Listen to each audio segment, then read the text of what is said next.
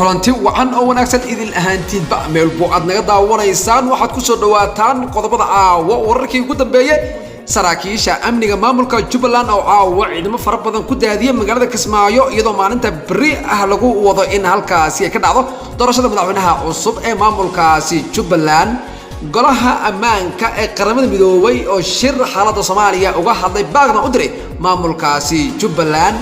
dalka Suudaan ayaa maanta waxa loo dhaariyay madaxweynaha kumeel gaarka ah 4 bilood kadib xukunkii al-Bashir markuu uu ka degay qodobadaasi qodobo kale oo xasaasi ah ayaa warkeeni ku daawan doontaan u diyaar garooba warkeeni oo dhameystiran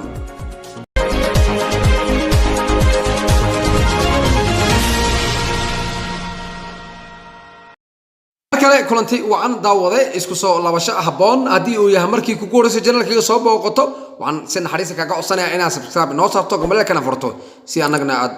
dhiirigelin noo siiso waa maasan tahay aan ku horeyno saraakiisha amniga maamulkaasi Jubbaland ayaa caawa ciidamo fara badan ku daadiyay magaalada Kismaayo iyadoo maalinta bari lagu wado in halkaasi ay ka dhacdo doorashada madaxweynaha cusub ee Jubbaland sidoo kale wararka ayaa sheegay in meelaha ciidamada la dhigay ay ku jiraan guryo ay degan yihiin musharaxiinta ka tirsan kuwa mucaaradka Axmed Madoobe wararka ayaa waxay sheegayaan in maanta magaalada uu si rasmi ah ugu hirgalay go'aankii xalay ka soo baxay maamulkaasi Jubbaland oo ahaa in la xiro dhammaanba goobaha laga soo galo magaalada Kismaayo iyo dhul ibadaba saraakiisha amniga qaabilsan ee ku sugan magaalada ayaa sheegay in saakaba aysan ka soo degin wax diyaarada ah garoonkaasi magaalada tan iyo markii go'aankaasi uu ka soo baxay maamulkaasi waxaana si weyn loo adkeeyay ammaanka goobaha laga soo galo magaalada Kismaayo waxaana halkaasi la geeyay ciidamo badan sida ay wararku ay ku helayso qaranjoog news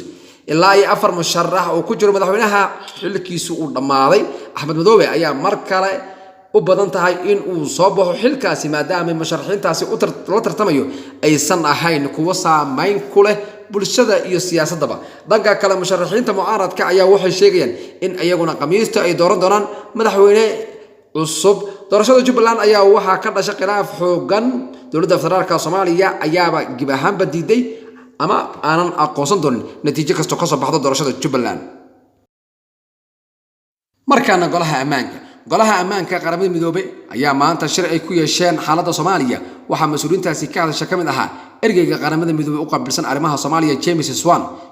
waxa uu mar kale ku celiyay in loo baahan yahay in hanaanka kaliya heshiiska lagu wada yahay lagu galo doorashada Jubbaland waxaana uu ka digay qalalaasa ka dhaca James Swan waxa uu ugu baaqay dhinacyada Kismaayo si kastaba ay ahaato natiijada doorashada bari Jubbaland in looga baahan yahay in ay ka fogaadaan gacan ka hadal isla markaana ay khilaafkoodii ku xaliyaan wada hadal dhinaca kale waxa uu shirkaasi kadib arrimaha Soomaaliya kala hadlay saxaafadda xiriiriyaha arrimaha siyaasadda Britain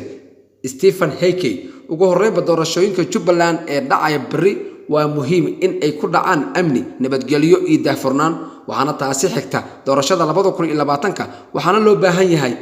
bartilmaameedyo ay tahay in dawladda ay hanato ka hor doorashada waxa kale oo aan diiradda saarayna amniga xilliga kala guurka si ciidamada Soomaaliya ay mas'uuliyadda amniga ula wareegaan ciidamada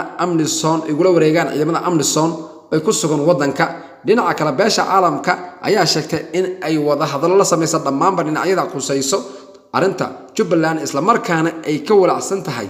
maqnaashaha hanaanka loo wada dhan yahay heshiiskaasi lagu wada yahay ee ku saabsan doorashada Jubbaland waxay beesha caalamka ugu baaqaysaa dhinacyada inay ka fogaadaan wax kasto qalaasa keeni kara waxaana ay sheegeen in nabadgelyada Jubbaland aysan muhiim u ahayn kaliya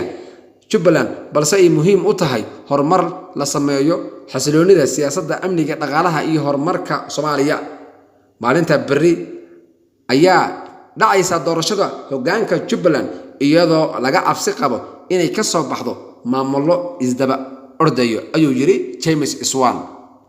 markaana dalka Suudaan hogaamiyaha militariga Suudaan General Abdel Fattah Burhan ayaa maanta loo dhaariyay madaxweynaha dawladda ku meel gaarka dalkaasi Suudaan talabadan ayaa imaanayso iyadoo in ka badan 4 bilood kadib markii xukunka laga tooray madaxweynihii hore dalkaasi Suudaan Omar al-Bashir oo dalkaasi ka talinayay ku dhawaad 30 sano waxaana uu hogaamin doonaa golaha maamulka sare ee ka kooban ilaa 6 qofood oo rayd ah oo ka soo dhinaca mucaaradka iyo 4 sarkaal oo militari ah sidoo kale xubnahan kale ee ka tirsan dawladda ku meel gaarka ah ayaa maanta xilka loo dhaariyay kadib munaasabada lagu qabtay aqalka madaxtooyada dalkaasi Suudaan